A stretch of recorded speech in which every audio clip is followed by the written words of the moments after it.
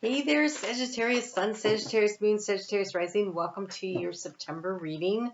Um, so we're going to do things a little differently. We're going to look, kind of do like almost a Celtic cross. And we're going to look at the first half of the month here. And we're going to take a pause and look at that full moon that is happening on the 30th. So we'll pull cards for that too. And if you like the way the reading is going, I suggest you go ahead and hit the notification bell when you subscribe so that you'll be notified when the second half of the month comes out. Because as soon as I get done recording this, I'm going to record that. So here we go. This is where you find yourself right now is in this energy of the Five of Wands. And here we're going to put what you're going to focus on this month. Here is what you are working on subconsciously. You may not even be aware of it. The energy of August as it is leaving. Here is your challenge for the month, your opportunity.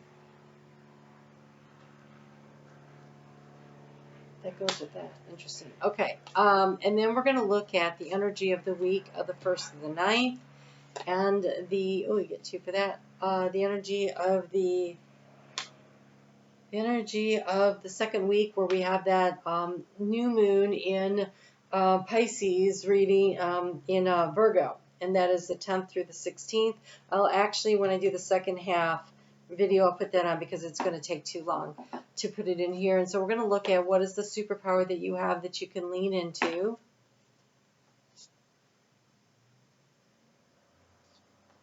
Okay, and what is the best advice for this period for you? All right, a little self-reflection, it looks like, and overall energy. There you are, Knight of Wands. Excellent. So let's get into this and see what there is happening here for you. The energy you find yourself in is this energy of competition, cooperation, not competition. So this is you may find that things are really busy. Things are really busy right now, aren't they? And it feels like we're working. We're working, and like we aren't making any progress. That's kind of just the energy we're in because there's so many planets in retrograde. On the 28th, Uranus stations retrograde. So almost all that was I think that makes all the outer planets retrograde except for Jupiter very soon, within a week or two. And so the only thing is that the personal planets, Venus is going to station direct on the 3rd, and so trying to stay out of the astrology so much, but that means that if we can find our calm and if we can manage our energy, even though everything around us is really out of control, we will be making progress whether or not we are aware of it. So here's what your subconscious is working on. It is working on finding the light, finding the joy, letting your light shine out there in the world. I want to look at that. There's something else trying to come through and I can't quite pull it in. I am whole. I am more than enough. I shine like the sun when I'm happy. That's what your subconscious is working on.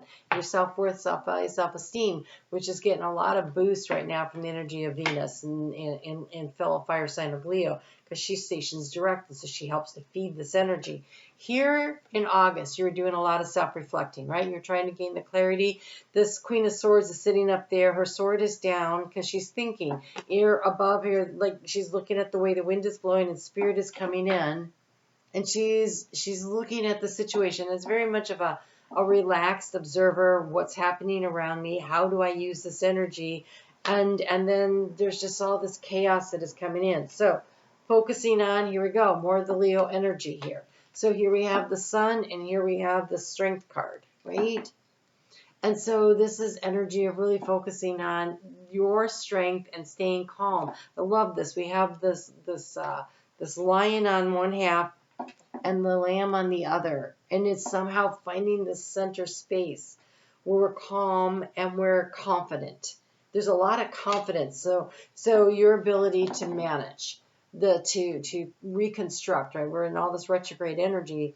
Mercury being one of the planets is retrograde, is this reconstruct, reevaluate, reflect, and how do I reorganize, right? It's in Virgo, so how do I reorganize things in order to make things move in a way that really works? And so finding this calm. Here the challenge is the card of justice.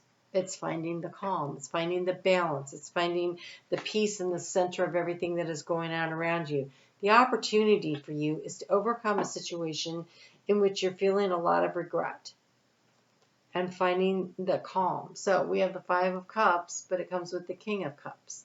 And since it's an opportunity, the opportunity is to be in touch with your emotional, spiritual self. It's grounded and it's connecting again and connecting in with spirit. So what is happening isn't happening to you. It's happening for you and with you. They're saying, ooh, that's nice. It's happening with you. So your emotional energy, it informs the brain on what kind of decisions and choices to make. And so when you're acting from an energy of fear or disillusionment, then your brain is strategizing about how to manage that energy. But if you're operating from an energy of, I am co-creating with the spirit, I am co-creating with those around me in the world, I am co-creating from the space in my heart where I feel joy and I feel happiness, then we can bring the calm in. I really like that. All right, so what is the superpower for you to lean into? Okay, so again, this Leo energy is very strong, which is really amazing because we're not in Leo season, but that fiery, fired up energy is really here to sustain you. So we have the Nine of Swords, okay? The Nine of Swords is not a superpower, right? The superpower is figuring out how to manage the Nine of Swords. Came with two other cards, so don't worry yet. I see my fears as the illusions that they are. That's the superpower. It's seeing the illusions, the opportunity to see the illusions as just a story we tell ourselves. That's not my reality. And here is your superpower taking over. The optimistic energy of this Nine of Cups, of throwing up everything into the universe. These are my dreams. These are my goals. These are my wishes. This is what I want. This is what I want to bring in. And the King of Wands, that when you boss up and you lead, you can actually accomplish everything. And so it is by working with this energy of joy and happiness, Nine of Cups, total satisfaction and joy and happiness, and then leading from a place of strength, right? The strength that you're focusing on here, leading from that.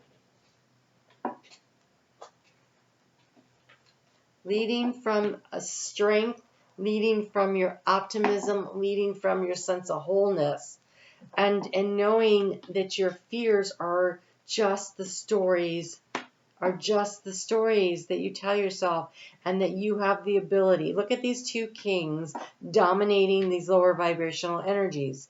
And so you have fire and water, temperance, right? Fire and water. The ability to take two things that seem not to really work together in a way that really benefits and makes things really work for you. And so your advice is to look at things from a different perspective. So here we have the self-reflection of this Moon card. This is being willing to go into your emotions. So I know you're a fire sign, right?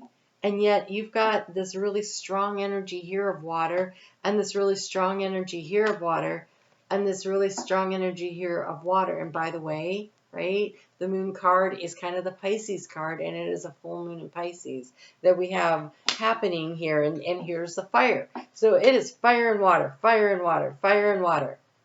Even here, this Justice card, she's holding water and she's reflecting, right? She's reflecting her own energy. So there's a lot of this energy around really manifesting through reflecting out into the world that you want. And so what is the advice? I am safe and I reach new levels of consciousness knowing I surrender to the will of the universe. And so what is a full moon? But it is when fire, the sun, opposes the moon, water. And finding the alchemical balance between those things. Sagittarius is superpower. I love this. So get out of your head and into your heart. Knowing that what you really want, you can manifest by managing your emotional energy. That's how you win the month. You manage your emotional energy. So this first week, we have the week of the 1st through the 9th. we've got the Star card, harnessing that energy and pulling it in. So what's really cool about this is that on, what was it, the 28th, right? On the 28th of the month, Uranus stationed retrograde in Taurus. That is this energy, because she is pulling this energy down and grounding it. The Star card, bringing this hope in. Now, Uranus is only going to go back 4 degrees before it moves forward again, so 23 to 19 degrees. In this beginning mastery of how to manifest, to create, to use the insights, the downloads, the information we pull in from the universe, which for Sagittarius, because you have the galactic center, and that's really what that looks like, you pull in this intuitive downloads and hits and be upgraded in a way that heals yourself and heals others.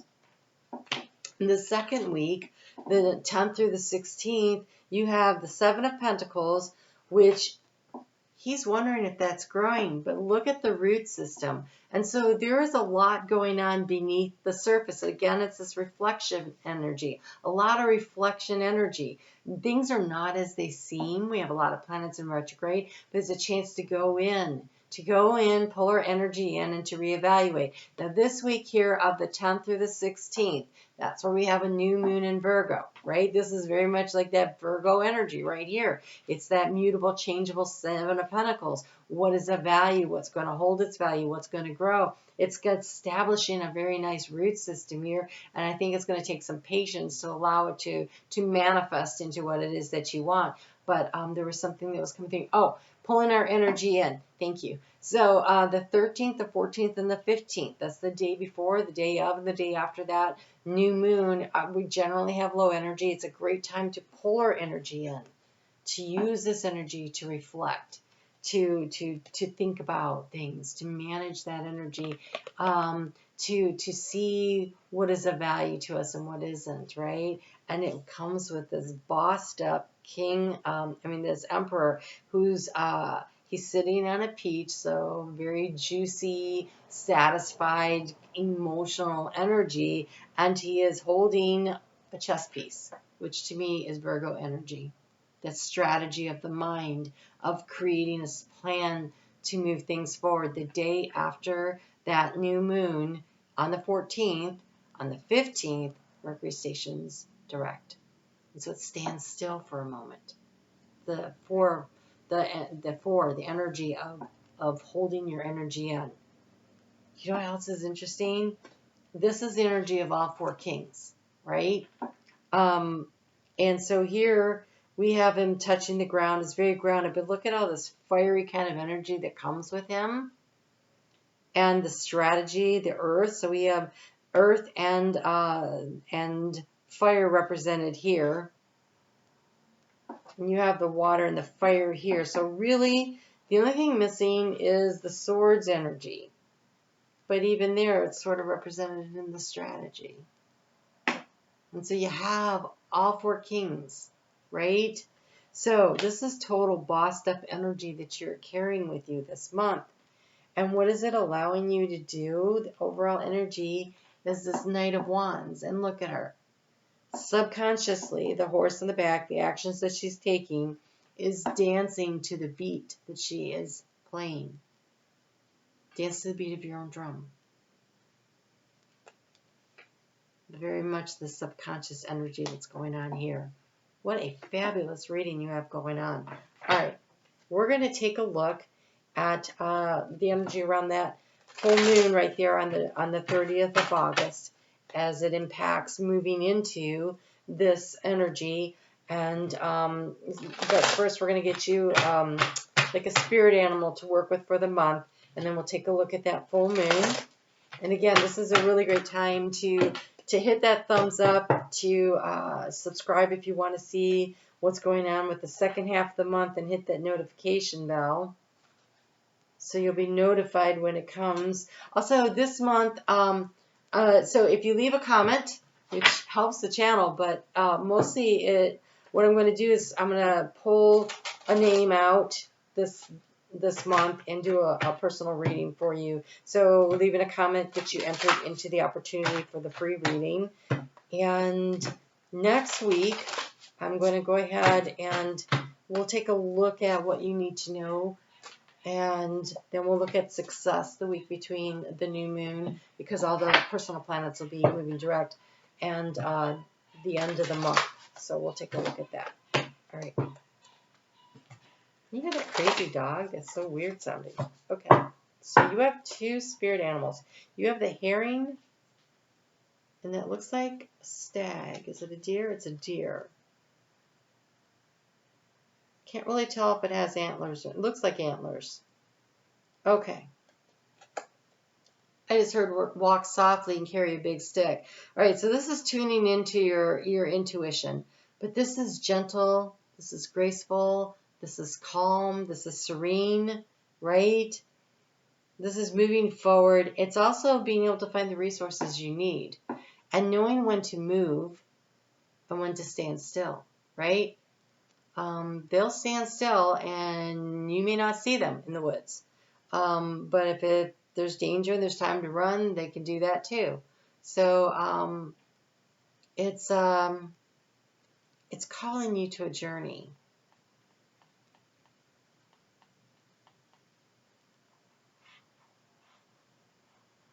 Into the new beginning. It's very earthy, right? So like that new moon in Virgo that we have, and then we have the herring. To me, the herring is very much about being able to stand in your emotional waters and reflect and pay attention to what swims by, right? And how to utilize that. And so here we have the herring. This is associated with fertility and the renewal of life.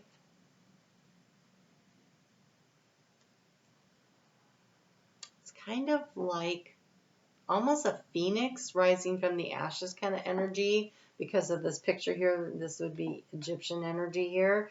And so this is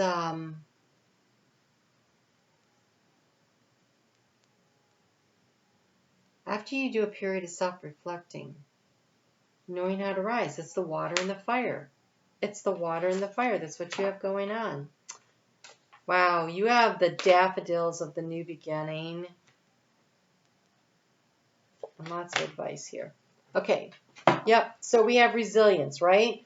Rising from the ashes after a period of self-reflection, knowing that you can overcome whatever you're feeling anxious and uncomfortable with by bossing up and reflecting on it and finding your center, and then knowing that you can take charge and you can manifest and you can create by dancing to the beat of your own drum.